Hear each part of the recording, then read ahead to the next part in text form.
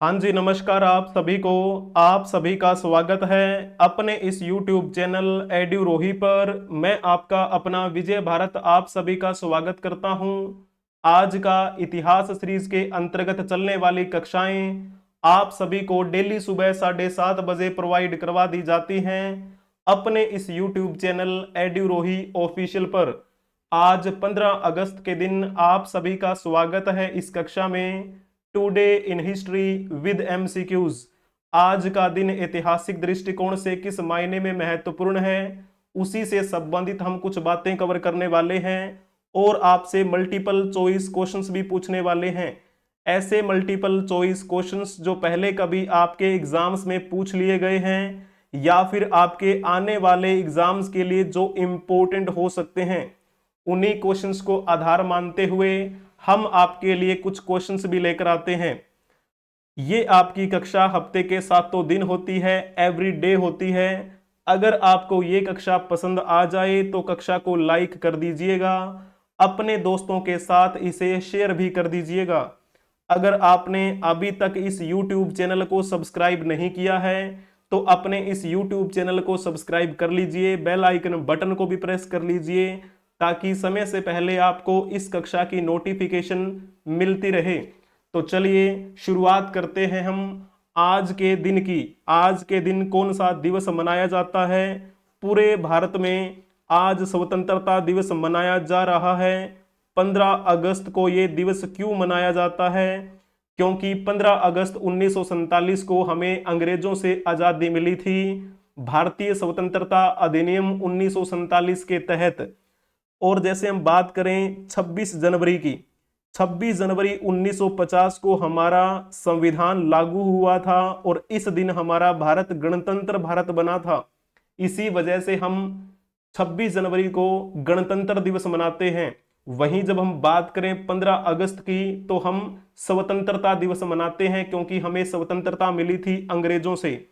आज का दिन ऐसा दिन है जब हम अपने उन महान राष्ट्रीय नेताओं को याद कर रहे हैं, उन महान स्वतंत्रता सेनानियों को याद कर रहे हैं जिन्होंने हमारे लिए, इस देश की आजादी के लिए अपने प्राणों की आहुति दी थी। विदेशी नियंत्रण में जब भारत था तो उन विदेशी अंग्रेजों को भगाने के लिए उन्होंने भरसक प्रयास किया, अपना पूरा का पूरा जीवन न्यौछावर कर दिया अपने इस देश की खातिर। तो उन सभी तमाम क्रांतिकारियों को, तमाम नेताओं को हम श्रद्धांजलि अर्पित करते हैं। तो आज के दिन आपको पता है क्या कार्यक्रम रखा जाता है? तो लाल किले से हमारे भारतीय प्रधानमंत्री क्या करते हैं? तिरंगा फहराते हैं। ये परंपरा कैसे शुरू हुई थी कि 15 अगस्त को प्रधानमंत्री लाल किले से तिरंगा फहराया करेंगे? तो सबसे पहली बार तिरंगा किसने फहराया था? 15 अगस्त 1947 को हमारे भारत के पहले प्रधानमंत्री पंडित जवाहरलाल नेहरू ने लाल के किले पर क्या किया था? तिरंगा फहराया था। उसके बाद से ये परंपरा शुरू हो चुकी और उसके बाद से हम ये परंपरा देखते चले आ रहे हैं और आज भी आपको पता है तिरंगा फहराया जाएगा भारतीय प्रधानमंत्री नरेंद्र मोदी के द्वारा। तो इस प्रकार जो बातें हैं आपको ध्यान में रखनी है। उन तमाम क्रांतिकारियों को हम नमन करते हैं जिनकी वजह से आज हम जिंदा हैं और आज हम एक खुले वातावरण में सांस ले पा रहे हैं। आजादी की कोई भी क्या है, पूरी छूट है हमें। हमें किसी प्रकार का कोई किसी से भय नहीं है। हमारा अपना संविधान है। ठीक है। तो उन सभी जो हमारे नेतागण रहे, जो हमारे क्रांतिकारी रहे, उनको हम श्रद्धांजलि अर्पित करते हैं। तो सभी को स्वतंत्रता दिवस की हार्दिक शुभकामनाएं। अब हम चलते हैं उनके बारे में जानने के लिए जिनका आज जन्मदिन है। 15 अगस्त के दिन जिनका जन्मदिन है उनके बारे में बात करेंगे। तो सबसे पहले आपको बता दें आज मेरे पिताश्री का भी जन्मदिन है।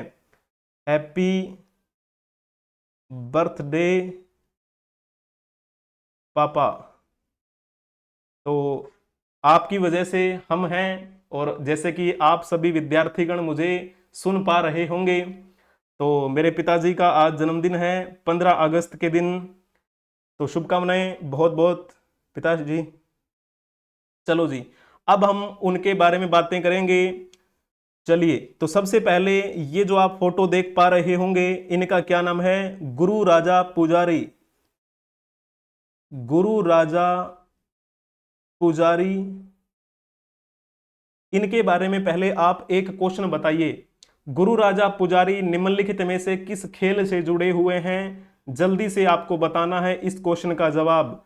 अगर आपने ऑप्शन सी टिक किया होगा, भारोत्तोलक यानी कि वेट लिफ्टिंग अगर आपने लिखा है, तो आपने बखूबी अच्छा जवाब दिया है। गुरु राजा पुजारी हमारे भारत के एक वेट लिफ्टर हैं, जिनका जन्म 15 अगस्त 1992 को हुआ था। और इनका जन्म कहां पे हुआ था? उडुपी डिस्ट्रिक्ट में हुआ। और ये उडुपी डिस्ट्रिक्ट कौन से प्रांत का हिस्सा है? तो आप कहेंगे ये तो कर्नाटक प्रांत में है। तो मूल रूप से कर्नाटक से बिलोंग करते हैं गुरु राजा पुजारी, जो कि हमारे भारत के एक वेट लिफ्टर हैं। गुरु राजा पुजारी ने ऑस्ट्रेलिया के गोल्ड कोस्ट में हुए 2018 के राष्ट्रमंडल खेलों में क्या जीता था? स्वर्ण पदक जीता था, गोल्ड मेडल जीता था, स्वर्ण पदक। कब की बात है ये? 2018 राष्ट्रमंडल खेलों में। क्लियर हुआ आपको? जिनको हम इंग्लिश में क्या बोल देते हैं? कॉमनवेल्थ गेम्स के नाम से उसे हम जानते हैं। तो इस प्रकार के हैं हमारे गुरु राजा पुजारी, जिनका आज जन्मदिन है। इनको बहुत बहुत बधाई हो। अब यहां पर आप देख सकते हैं, ये वेट लिफ्टिंग करते हुए आपको दिखाई दे रहे हैं। अब चलो हम इनके बारे में जान लेते हैं। इनका नाम क्या है? रमेश पोखरियाल। रमेश पोखरियाल के बारे में आपको पता है, इनका जन्म 15 सॉरी ये थोड़ी टाइपिंग मिस्टेक है, इनका 15 अगस्त को नहीं आता है, 15 जुलाई को आता है। चलो कोई बात नहीं। ये जो है रमेश पोखरियाल, जो कौन सी पार्टी से बिलोंग करते हैं? भारतीय जनता पार्टी से बिलोंग करते हैं। और ये 5वें मुख्यमंत्री रह चुके हैं। इस राज्य के, उत्तराखंड के 5वें मुख्यमंत्री। लेकिन जब आपसे यह पूछा जाए कि उत्तराखंड के वर्तमान में मुख्यमंत्री कौन है, तो फिर आप इस क्वेश्चन का जवाब देने का प्रयास करेंगे। उत्तराखंड के वर्तमान मुख्यमंत्री कौन है? अगर आपने ऑप्शन सी टिक किया होगा तो बखूबी आपने अच्छा जवाब दिया है। पुष्पर सिंह धामी वर्तमान में उत्तराखंड के सीएम की भूमिका निभा रहे हैं। हेमंत बिस्व शर्मा वर्तमान में असम के मुख्यमंत्री हैं। सुखविंदर सिंह सुक्खू वर्तमान में हिमाचल प्रदेश के मुख्यमंत्री हैं। ठीक है जी, चलो जी, बहुत बढ़िया। विष्णु साय की बात की जाती है तो ये वर्तमान में छत्तीसगढ़ राज्य के मुख्यमंत्री हैं। ठीक है, चलो अब हम इनके बारे में भी बातें कवर करेंगे। इनका नाम क्या है? इनका नाम है के.एम. बीना मोल। के.एम. बीना मोल का भी आज जन्मदिन है। इनका जन्म आज ही के दिन 1975 में हुआ था। ठीक है, कहां पे? इडुक्की में। इडुक्की कहां पर है? तो आपको पता होना चाहिए, केरल में है ये इडुक्की। तो मूल रूप से कहां से बिलोंग करते हैं ये के.एम. बीना मोल? तो आपको पता होना चाहिए, ये केरल से बिलोंग करती हैं। किस रूप में प्रसिद्ध हुई है हमारे भारत में? तो भारतीय महिला धावक हैं ये, भारतीय महिला धावक। ठीक है, इनका आज जन्मदिन है। इनसे संबंधित आप एक क्वेश्चन का रिप्लाई देने का प्रयास करेंगे। भारतीय महिला धावक के.एम.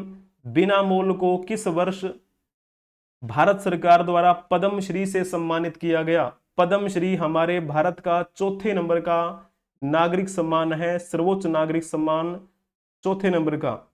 और इनको यह पुरस्कार भारत सरकार द्वारा कब दिया गया? 2004 में दिया गया था। इनको और भी कई पुरस्कारों से सम्मानित किया जा चुका है। पद्मश्री से सम्मानित होने से पहले इनको अर्जुन पुरस्कार भी दिया गया था, 2000 की बात है। अर्जुन पुरस्कार से सम्मानित होने के बाद इनको राजीव गांधी खेल रत्न पुरस्कार से भी सम्मानित किया गया। राजीव गांधी खेल रत्न पुरस्कार का नाम बदलकर अब क्या कर दिया गया है? इसे हम कहते हैं अब ध्यानचंद पुरस्कार। ध्यानचंद जो हमारे भारत के बेहतरीन हॉकी के खिलाड़ी रहे हैं, तो ध्यानचंद पुरस्कार इनको दिया गया। कब की बात है ये? 2002-3 के आसपास की बात है। और इन्होंने पीटी उषा का रिकॉर्ड तोड़ दिया था 400 मीटर का। ठीक है, स्प्रिंट क्वीन कही जाती हैं पीटी उषा, है ना, उड़न परी के नाम से जिन्हें हम जानते हैं। हालांकि जब हम इनके ओरिजिनल नाम की बात करें तो इनका क्या नाम लिया जाता है, आपको इनके नाम के बारे में थोड़ा सा बता देता हूं। कल्याथू, कल्याथू सुखी मैथ्यूज इनका नाम है। क्लियर हुआ आपको ये पॉइंट? चलिए बहुत बढ़िया, अति उत्तम, आज इनका भी जन्मदिन है, बधाई हो। अब चलो हम चलते हैं नेक्स्ट जानने के लिए। इनका नाम क्या है? गोपाल चतुर्वेदी।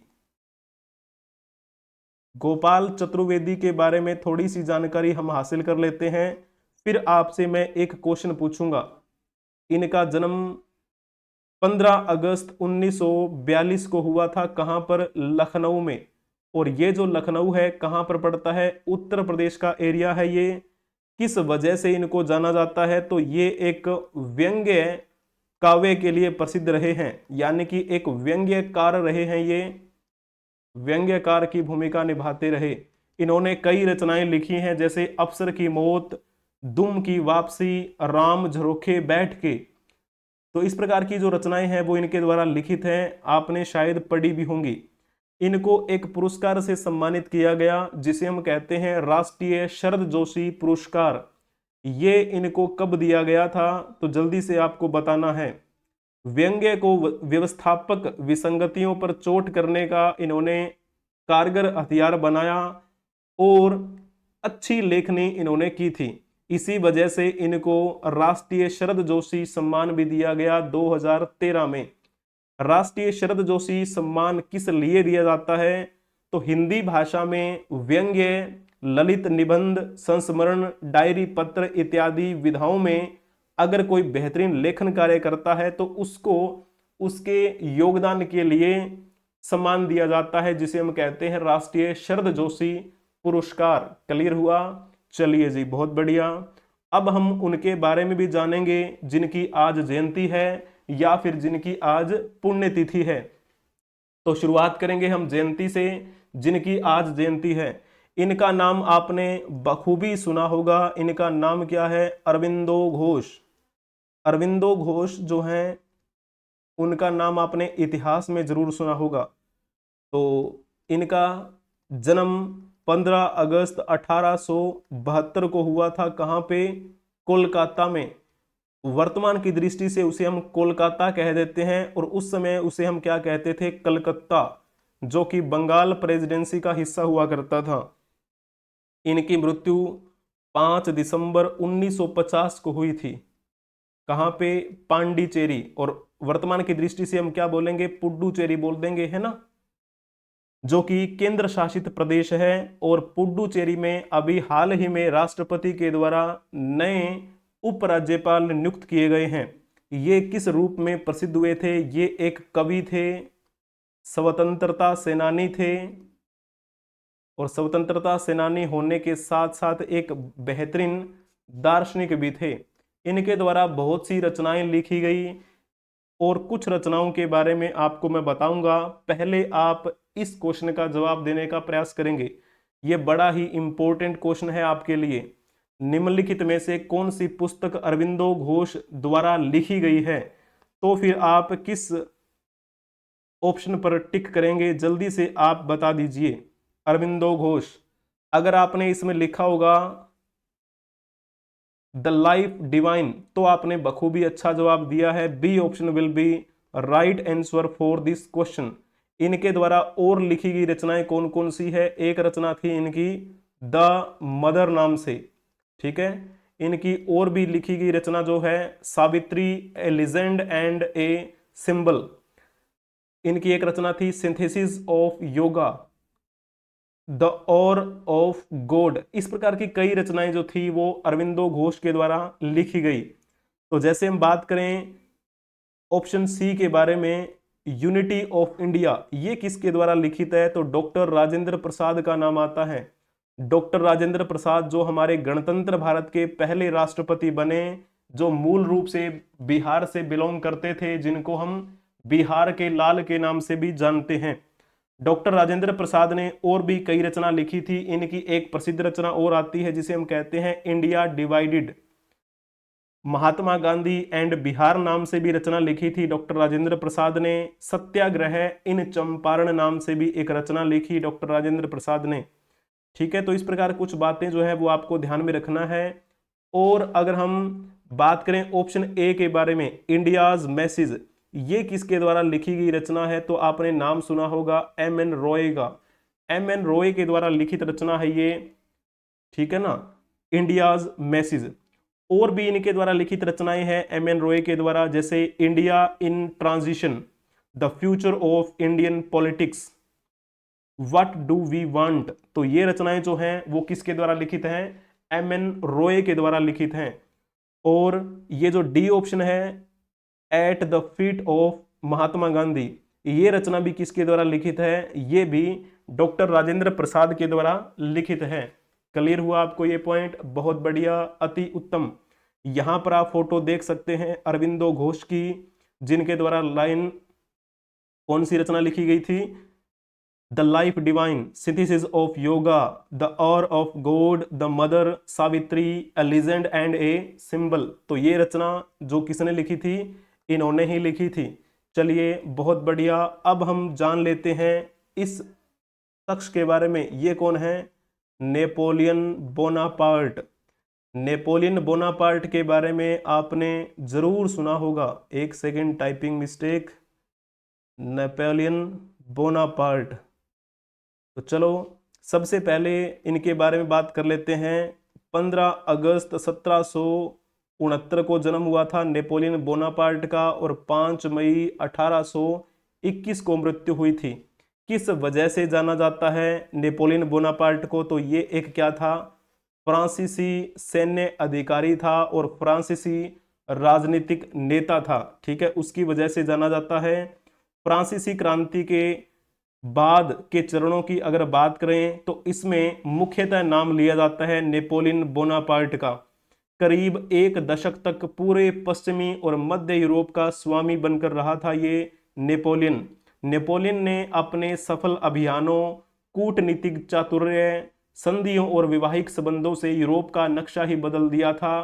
फ्रांस की जर्जर सेना को आधुनिक और शक्तिशाली सेना में परिवर्तित कर दिया था इस नेपोलियन बोनापार्ट ने। ठीक है, तो ऐसी कहानी आपने जरूर सुनी होगी नेपोलियन बोनापार्ट के बारे में। इसका जन्म कहाँ पे हुआ था? भूमध्य सागर के प्रायद्वीपीय क्षेत्र में जन्म हुआ था।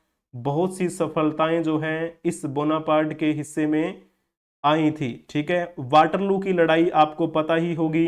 वाटरलू की लड़ाई जो बड़ी प्रसिद्ध लड़ाई मानी जाती है यूरोप क्षेत्र में। सेंट हेलेना द्वीप जो था ना, उससे क्या कर दिया था? निर्वासित कर दिया गया, और बाद में 52 साल की उम्र में इस शख्स की मृत्यु हो गई थी। तो ये पॉइंट आपको ध्यान में रखना है। ऐसा बोला जाता है कि नेपोलियन के शरीर में पोटाशियम की भी कमी हो गई थी, क्योंकि इसे जहरीला नमक दिया जाता था, करते करते एक कारण बना। ठीक है, एक फ्रांसीसी आप कह सकते हैं ये। एक क्वेश्चन जो हिस्ट्री का क्वेश्चन है, ये क्वेश्चन कई बार आपसे पूछ लिया जाता है वनडे एग्जाम में, एसएससी में भी कई बार पूछा गया है। निम्नलिखित में से किस राजा को भारत का नेपोलियन कहा जाता है? अगर आपने इसमें लिखा होगा समुद्रगुप्त तो आपने बखूबी अच्छा जवाब दिया है। तो इसे हम क्या कहते हैं? समुद्रगुप्त को भारत का नेपोलियन कहते हैं। हालांकि जब हम नेपोलियन और समुद्रगुप्त की कंपैरिजन करें तो समुद्रगुप्त तो बहुत बड़ी तोप थी, नेपोलियन तो समुद्रगुप्त के बीच में कुछ था ही नहीं। हालांकि वही बात है कि हम अंग्रेजों के गुलाम थे, लेखन शैली हमारी इतनी विकसित थी नहीं, लेकिन उस समय के जो आधुनिक इतिहासकार हुए उन्होंने जो लिखा हमने मान भी लिया, हमारे एग्जाम्स में पूछा भी जाता है। ठीक है, तो भारत का नेपोलियन कहा जाता है समुद्रगुप्त को। कहने को तो हम इस नेपोलियन बोनापार्ट को ये भी तो कह सकते हैं फ्रांस का समुद्रगुप्त। ठीक है ना, क्योंकि समुद्रगुप्त महान था as compare to Napoleon Bonaparte. Samudragupta के बारे में आपने जरूर पढ़ा होगा। एक बेहतरीन राजा होने के साथ साथ ये एक वीणा वादक भी थे। वीणा वादक, संगीत के प्रेमी कहे जाते हैं समुद्रगुप्त। समुद्रगुप्त के समय में जो सिक्के बनाए गए थे उन सिक्कों पर समुद्रगुप्त को वीणा बजाते हुए दिखाया गया है, तो ये भी आपने सुना भी होगा। और दक्षिणावर्त और जो आप कह सकते हैं हमारे उत्तर भारत का क्षेत्र, उसमें बहुत से राजाओं को हराया था समुद्रगुप्त ने। तो कंपैरिजन जो है वो अगर आप करेंगे तो समुद्रगुप्त तो बहुत आगे की बात है। तो हालांकि इतिहास में भी देखें तो आप क्रोनोलॉजिकल टाइप से देखें तो बहुत पहले हुए थे समुद्रगुप्त। तो नेपोलियन बोनापार्ट को हम कह सकते हैं भारत का समुद्रगुप्त, सॉरी फ्रांस का समुद्रगुप्त, है ना, क्योंकि वो फ्रांस का है, उसे हम संज्ञा देख सकते हैं समुद्रगुप्त की। फ्रांस का समुद्रगुप्त नेपोलियन बोनापार्ट, कैसा लगेगा अगर ऐसा कहें तो? ठीक है, चलिए बहुत बढ़िया। अब हम चलते हैं नेक्स्ट। इनके बारे में शायद आपने सुना भी होगा, बिजन कुमार मुखरिजा। बिजन कुमार मुखरिजा इनका नाम है। ये किस रूप में प्रसिद्ध हुए थे? आपको फोटो से पता लग गया होगा, कहीं ना कहीं ये कानूनी गतिविधियों से संबंधित रहे होंगे। इनका जन्म 15 अगस्त 1891 को हुआ था और इनकी मृत्यु 22 फरवरी 1956 को हुई थी। और ये किस रूप में प्रसिद्ध रहे? तो ये हमारे भारत के मुख्य न्यायाधीश रहे थे। मुख्य न्यायाधीश के रूप में इन्होंने कब से कब तक भूमिका निभाई? तो ये 1954 से लेकर 1956 तक हमारे मुख्य न्यायाधीश की भूमिका में रहे।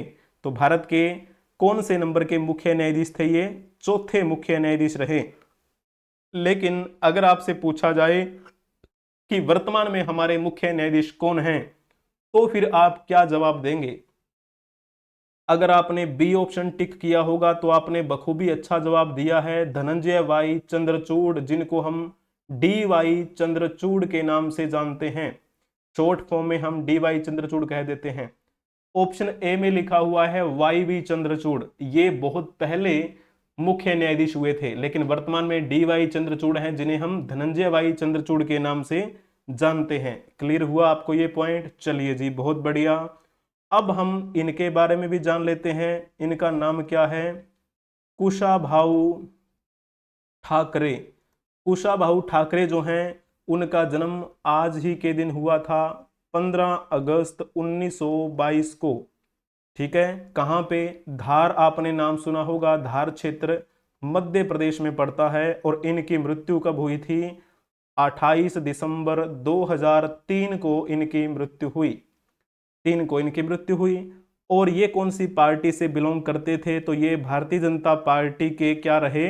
एक बेहतरीन राजनीतिज्ञ रहे और ये बीजेपी के राष्ट्रीय अध्यक्ष रहे थे। भारतीय जनता पार्टी के अध्यक्ष के रूप में इन्होंने कब से कब तक कार्य किया था? 1998 से लेकर 2000 तक ये बीजेपी के राष्ट्रीय अध्यक्ष के रूप में कार्यरत रहे। एक क्वेश्चन जो बड़ा इंपॉर्टेंट आपसे पूछा जा सकता है, निम्नलिखित में से कौन भारतीय जनता पार्टी के अध्यक्ष थे जिन्होंने भारत में भारत के उपराष्ट्रपति का पदभार संभाला था? इसमें कौन सा ऑप्शन आपका ठीक रहेगा? जल्दी से आपको इस क्वेश्चन का जवाब देना है।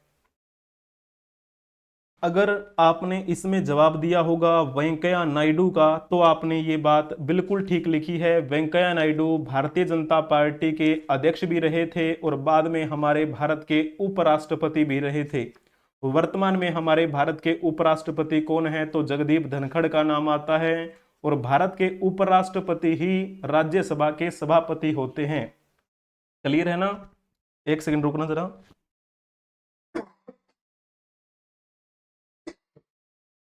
सॉरी। ठीक है, तो ये पॉइंट आपको पता लग गया। वेंकैया नायडू के बारे में थोड़ी सी जानकारी मैं आपको दे देता हूं।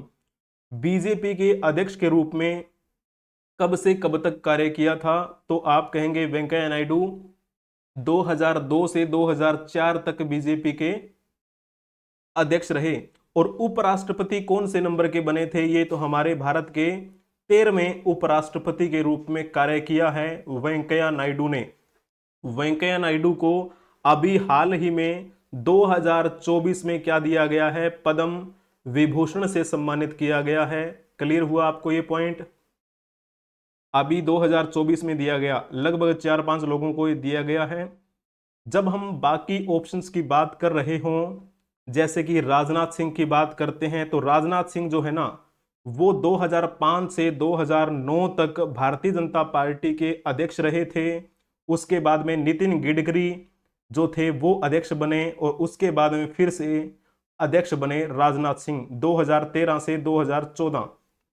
और वर्तमान में ये कैबिनेट मंत्री हैं, रक्षा मंत्री के रूप में कार्यभार संभाले हुए हैं, दूसरी बार रक्षा मंत्री बने हैं ये।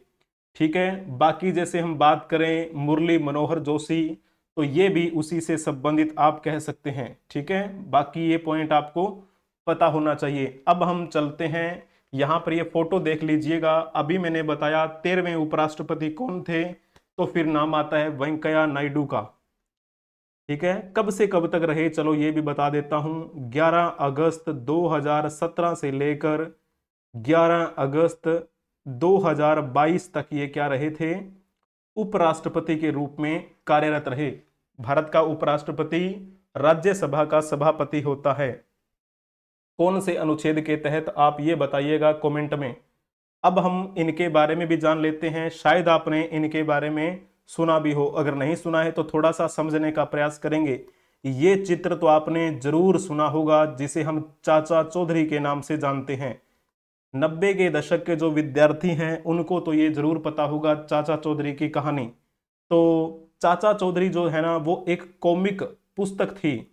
अगर आपसे ये पूछा जाए कि भारत के प्रसिद्ध कार्टूनिस्ट और कॉमिक पुस्तक चाचा चौधरी के रचनाकार कौन थे, तो फिर आप इस क्वेश्चन का जवाब देने का प्रयास करेंगे।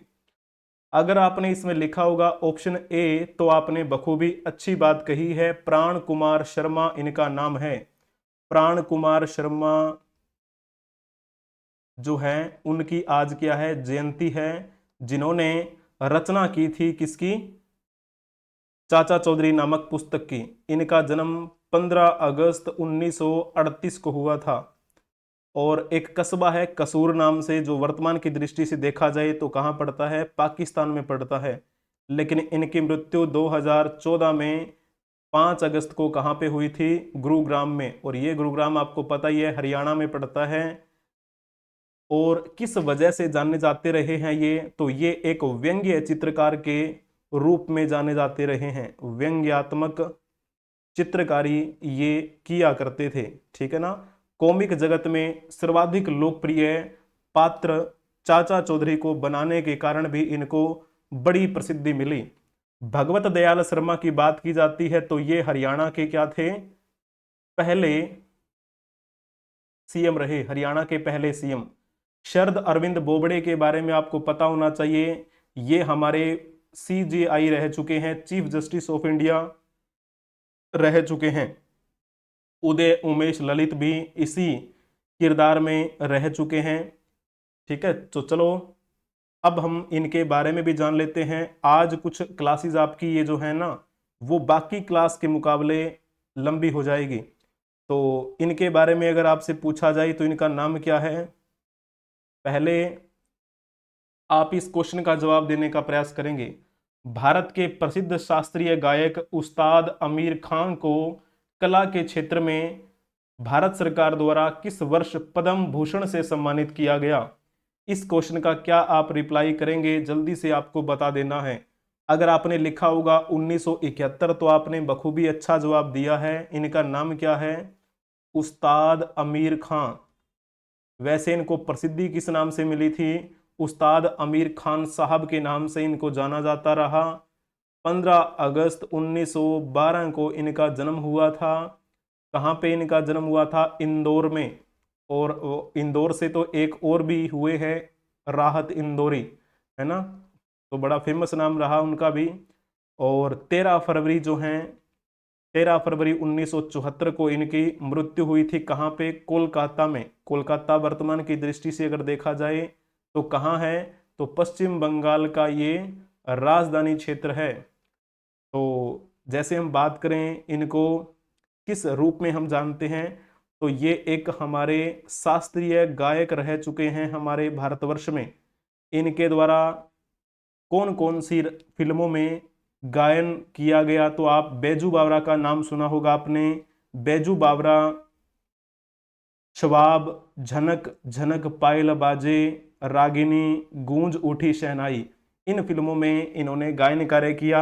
इनको कई पुरस्कारों से सम्मानित किया गया, जैसे कि संगीत नाटक अकादमी पुरस्कार इनको दिया गया, और साथ में इनको पद्म भूषण से भी सम्मानित किया गया भारत सरकार के द्वारा। जब हम बात करें इनके पिता की, इनके पिता थे शाह मीर खान, शायद आपने नाम सुना होगा। शाह मीर खान भिंडी बाजार घराने के सारंगी वादक थे। ठीक है, शाह मीर खान कौन से घराने के थे? भिंडी बाजार घराने से संबंधित। और क्या थे इनके पिता? सारंगी वादक थे, सारंगी बजाया करते थे। और ये कहाँ बजाते थे वो सारंगी? तो आप कह सकते हैं इंदौर के होलकर घराने में ये सारंगी बजाया करते थे। इनके जो दादाजी थे, चंगेज खान नाम था इनके दादाजी का, और वो बहादुर शाह जफर के दरबार में गायन किया करते थे। तो ये पूरी की पूरी लंबी पीढ़ी चली आई, उसके बारे में थोड़ी सी बातें हमने आपको बताई। अब हम चलते हैं उनके बारे में जानने के लिए, जिनकी आज क्या है? पुण्य तिथि है। तो इनका नाम शायद आपने सुना होगा, बहुत बार सुना होगा, रामकृष्ण परमहंस का नाम ऐसा हो नहीं सकता कि आपने ना सुना हो। रामकृष्ण परमहंस का जो नाम था बचपन में, उनको हम किस नाम से जानते हैं? गदाधर के नाम से जानते हैं। इनका एक नाम और लिया जाता है, वीतराग इनका नाम लिया जाता है। किस रूप में प्रसिद्ध रहे थे? तो स्वामी विवेकानंद के गुरु के रूप में इनको जानते हैं हम। स्वामी विवेकानंद के गुरु कौन थे? तो नाम आता है रामकृष्ण परमहंस का। इनका जन्म 18 फरवरी 1836 को हुआ था। इन्होंने 50 साल तक अपना जीवन जिया, और 15 अगस्त 1886 को इनकी मृत्यु हो गई थी। ठीक है, और जैसे हम बात करें जन्म इनका कहाँ हुआ था? पश्चिम बंगाल के क्षेत्र में, और इनकी मृत्यु कहाँ पे हुई? वो भी हमारे वर्तमान के भारतीय राज्य पश्चिम बंगाल की राजधानी कोलकाता में हुई थी। ठीक है, और इनके जो शिष्य थे स्वामी विवेकानंद, उनके बारे में भी आपने पढ़ा होगा। स्वामी विवेकानंद ने इनके ही नाम पर रामकृष्ण मिशन की शुरुआत की थी, जो कि रामकृष्ण परमहंस एक महान संत हुए, एक महान विचारक हुए। सभी धर्मों की एकता पर इन्होंने जोर दिया। इन्हें विश्वास था कि ईश्वर के दर्शन हो सकते हैं, अतः ईश्वर की प्राप्ति के लिए उन्होंने कठोर साधना और भक्ति का जीवन जो बिताया था। एक मानवता के पुजारी रहे। रामकृष्ण परमहंस की आज पुण्यतिथि है। स्वामी विवेकानंद इनके शिष्य थे। स्वामी विवेकानंद के बारे में तो आपने बखूबी जानकारी हासिल कर रखी होगी। स्वामी विवेकानंद के बारे में थोड़ी सी बातें आपको बता देते हैं। इनका जन्म 12 जनवरी 1863 को हुआ था। कहाँ पे? कोलकाता में। और इनकी मृत्यु 4 जुलाई 1902 को हुई थी बेलूर मठ में। जब हम बात करते हैं राष्ट्रीय युवा दिवस की, राष्ट्रीय युवा दिवस कब मनाया जाता है, किस दिन मनाया जाता है? तो आपको पता है ना, 12 जनवरी को मनाया जाता है। 12 जनवरी को ही क्यों मनाया जाता है? क्योंकि स्वामी विवेकानंद की जयंती होती है उस दिन। तो स्वामी विवेकानंद की जयंती के उपलक्ष्य में हमारे भारतवर्ष में राष्ट्रीय युवा दिवस मनाया जाता है। ये पॉइंट आपको पता होना चाहिए। अब अगर आपसे ये क्वेश्चन पूछा जाए, स्वामी विवेकानंद ने शिकागो में आयोजित सर्वधर्म सम्मेलन को संबोधित कब किया था? तो इसमें कौन सा ऑप्शन आपका ठीक रहेगा? जल्दी से आप ये बताने का प्रयास करेंगे, कौन सा ऑप्शन ठीक रहेगा? ये जब वहां गए थे सर्वधर्म सम्मेलन में, तब इन्होंने अपने वक्तव्य की शुरुआत की थी, माई अमेरिकी ब्रदर्स एंड सिस्टर, यानी कि मेरे अमेरिकी भाइयों और बहनों। और वो दिन था 11 सितंबर 1893 का। तो वहां बहुत प्रसिद्ध हुए थे हमारे भारतीय विचारक स्वामी विवेकानंद। इनको तूफानी हिंदू की संज्ञा दी गई थी। उसके बाद में विदेशी, आपको पता है वहां पे तो ऐसे भाई बहनों वाली इतनी ज्यादा परंपरा नहीं है, ज्यादा फील नहीं करते हैं जितना भारत में थोड़ा ज्यादा रिश्ते नातों को तवज्जो दी जाती है। तो बड़े प्रभावित हुए थे वहां के लोग कि कोई विदेशी व्यक्ति हमारे देश में आने के बाद हमें भाई और बहन बोल रहा है। तो इस तरह के थे हमारे स्वामी विवेकानंद। स्वामी विवेकानंद ने अपने गुरु रामकृष्ण परमहंस के ही नाम पर रामकृष्ण मिशन की शुरुआत की थी। आप ये बताइएगा कि रामकृष्ण मिशन की शुरुआत कब की गई थी? स्वामी विवेकानंद के द्वारा। चलो जी, अब हम इनके बारे में भी जान लेते हैं। शायद आपने इनका नाम सुना होगा। इनका नाम है अमर सिंह चौधरी। अमर सिंह चौधरी को हम क्यों याद कर रहे हैं? ये गुजरात के सीएम रह चुके हैं। गुजरात के कौन से नंबर के सीएम रहे थे? गुजरात के 8वें मुख्यमंत्री रहे हैं ये, जिनका जन्म 31 जुलाई 1941 को हुआ था। ठीक है, ज्यादा हमें इनके बारे में वैसे बात नहीं करनी है, जन्म या मृत्यु आपसे नहीं पूछी जाएगी, लेकिन थोड़ा सा आपको ये अंदाजा हो जाए कि किस समय की बात हो रही है, किस साल के बीच की बात हो रही है, तब फिर आपको फील आने लग जाता है कि हाँ, थोड़ा थोड़ा लग रहा है कि उसी समय की बात है। तो गुजरात के 8वें मुख्यमंत्री थे। कौन सी पार्टी से संबंधित थे ये? अमर सिंह चौधरी इंडियन नेशनल कांग्रेस से संबंधित थे ये। 1985 से 1989 तक इन्होंने गुजरात के मुख्यमंत्री के रूप में कार्य किया।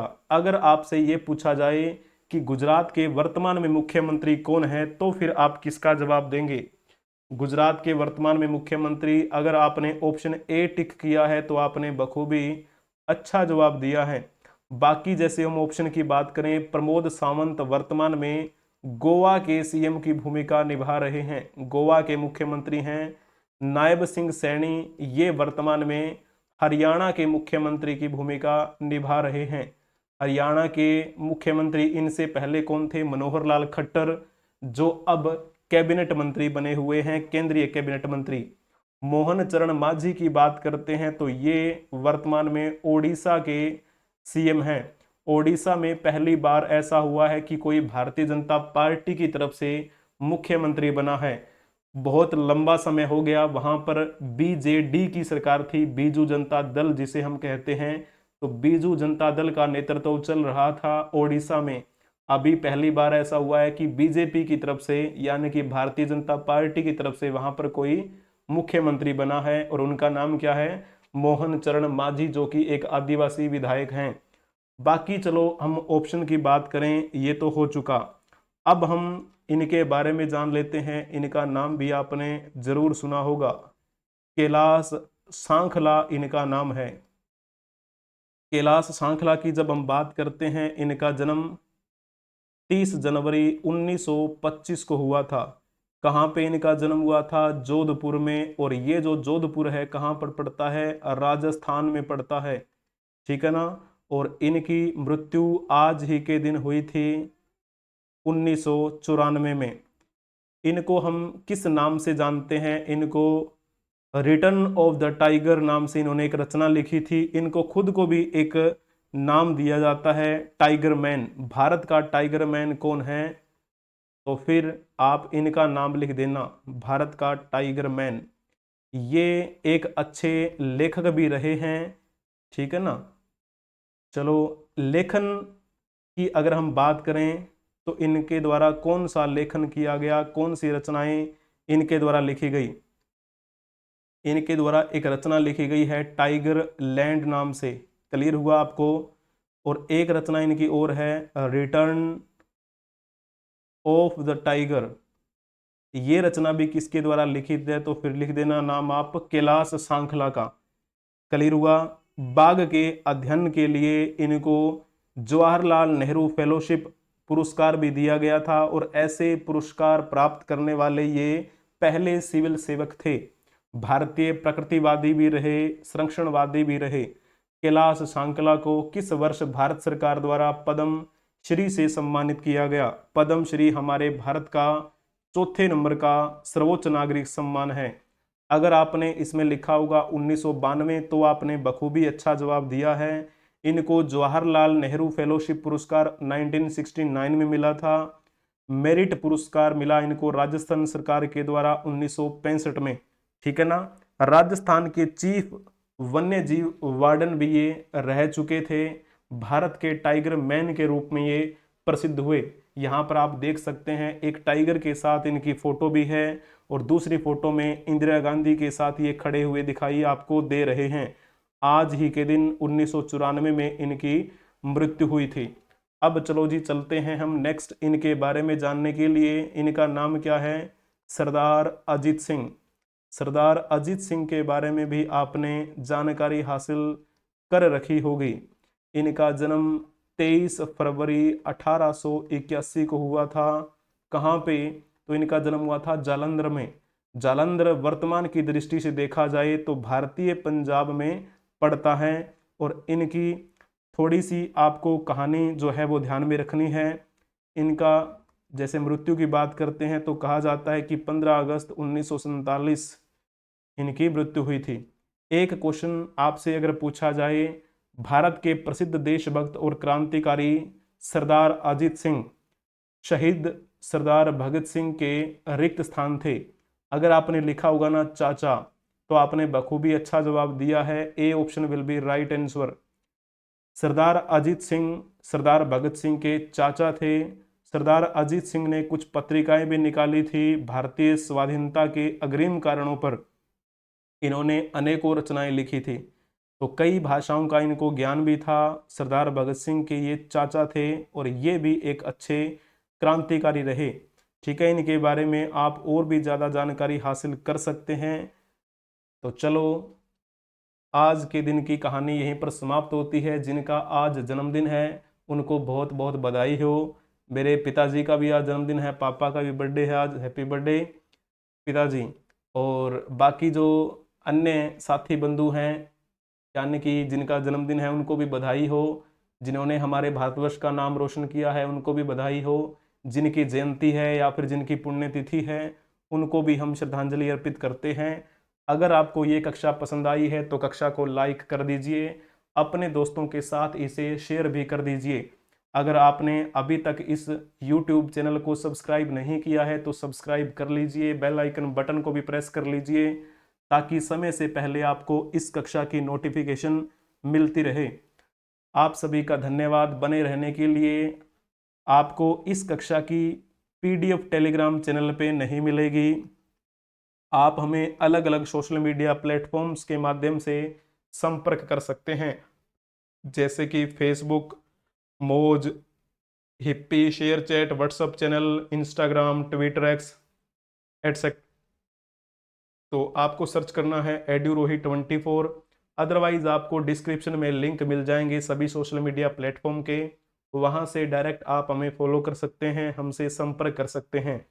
आपको केवल करंट अफेयर्स की कक्षा जो होती है उसकी PDF प्रोवाइड करवाई जाती है।